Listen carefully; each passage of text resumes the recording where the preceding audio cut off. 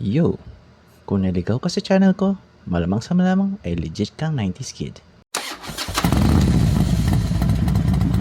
Hello mga 90s, welcome back sa ating channel. This is Jay again, ang iyong host, isang legit 90s kid. For this episode, we will be reviewing Zenki text card.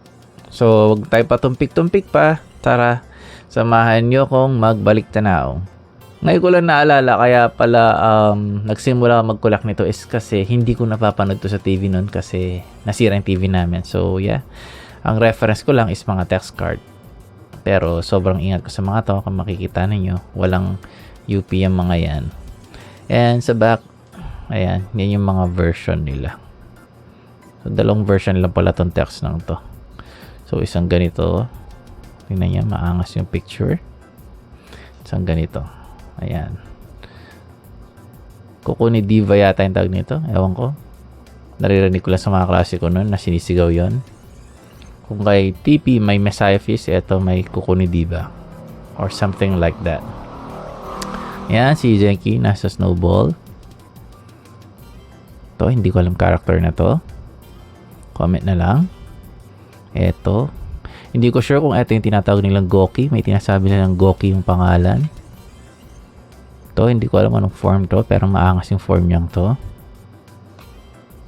Ayan. Ito kahawig ni Zenki, pero obviously ito yung kamay ni Zenki, so hindi to si Zenki. So inform niyo na lang kung sino to. Ayan. Ito yata yung tinatawag nilang Palakol ni Diva. Naririnig ko lang ulit sa mga klase ko yan. At tingnan nyo, maangas na yung ano niya dito, shoulder pads or shoulder armor. Ayan. Zenki. Ayan. Hindi ko alam sino to. Si Zenki ulit.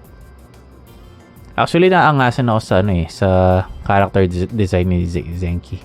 Eto, sino to? Si Goki rin ba to? Or ano? Hindi ko alam. Eto, hindi ko rin kilala. Ayan. Ito ang forma, oh. Parang nag-transform na naman si Zenki dito. Green na yung ano niya. Itsura. Ito.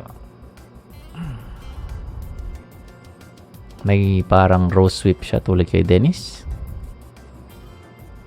Green to ah. Ba't kahawig ng green na version ni Zenki kanina? Ayan.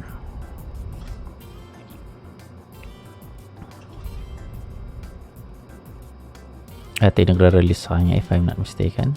So that ends our episode for today. Please feel free to subscribe or follow na at para makatulong na rin sa community and hopefully lumaki tong community natin. Stay safe everyone. God bless and cheers. Bye!